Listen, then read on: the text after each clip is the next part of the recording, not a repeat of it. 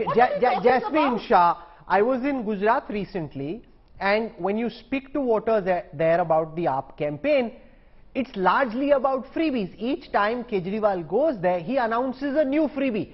So the sum and substance and the central point of your campaign are the multiple freebies, and that is what you're promising to the voters. So the BJP will say, surely this should not be the way of trying to win an election by promising freebies en masse. There has to be some sense of responsibility. It will get you crowds. It will probably make you more popular than you were otherwise, but it will also be financially ruinous. Rahul, I'm sorry if you are hearing what the BJP netas are hearing, because the people of Gujarat are hearing that here is a political party which is for the first time saying that we will fix your government schools, we'll provide you high quality education free of charge till higher education, we'll provide you high quality healthcare. In the remotest of Gujarati villages, we will provide you high quality basic services.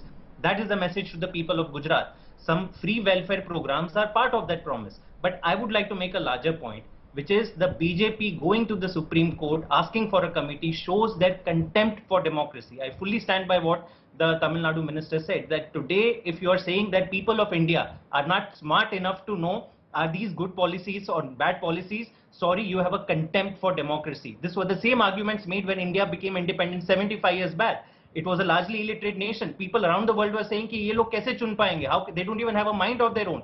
India stuck and became a strong democracy. You know, a few years back, women were not allowed to vote in many parts of the world. Many races were not allowed to vote. So this shows that contempt for the people of the country. If you are saying that you are wiser than the masses who have actually elected you, so what are you really saying? Get your idea and your truth straight.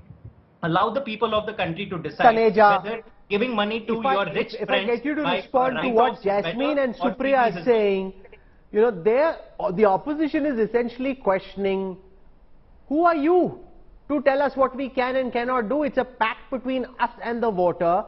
It's our responsibility to govern and deliver, and if we fail, we are out. You can't tell us what's right and what's wrong. Let me answer it. Mr. Tyagarajan raised a very interesting point. I mean, he talks about his GDP, he's talking about the GDP of his state, he's talking about unemployment, he says we are among the best, or we are probably the best man in the state in the country. Very good.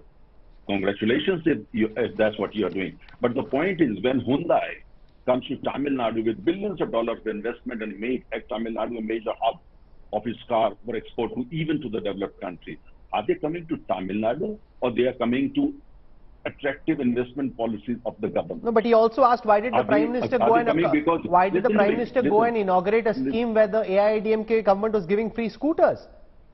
Very easy. Point is that, you know, going to inaugurate, if a leader goes to inaugurate, or that's a totally different thing from launching a policy. We didn't launch the policy there. You have to be, if you are invited, you're polite, you go because you have some relations. But surely you think it's a good idea, otherwise you wouldn't show up. Number two point. Today, if India is today the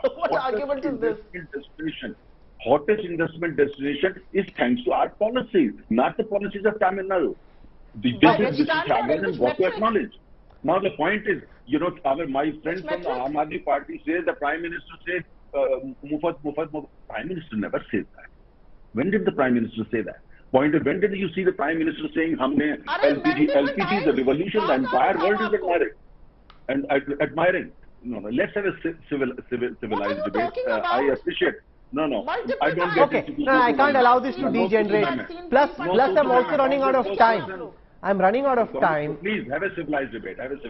Now, my last point is, the point is that, you know, what the Prime Minister talked about revadi is a very important thing for the overall economic health of this country. And for these states also, which are run by other political parties, including Congress, DMK, Aam Aadmi Party.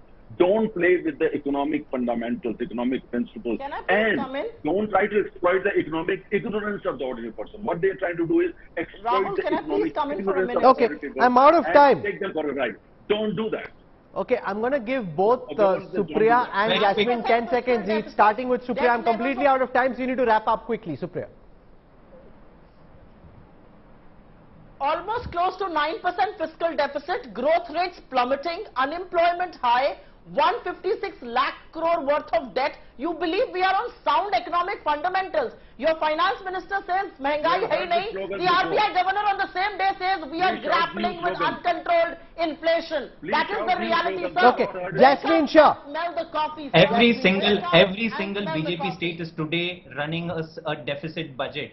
30,000 crore is the deficit in Gujarat, 60,000 crores is the deficit in UP. The government of India's deficit has increased from 50 lakh to 140 lakh crore. Everywhere they are looting the country, giving money to the rich friends, and today they sit here and preach about how to not give benefits to the poor if you're still running a good government and a good budget.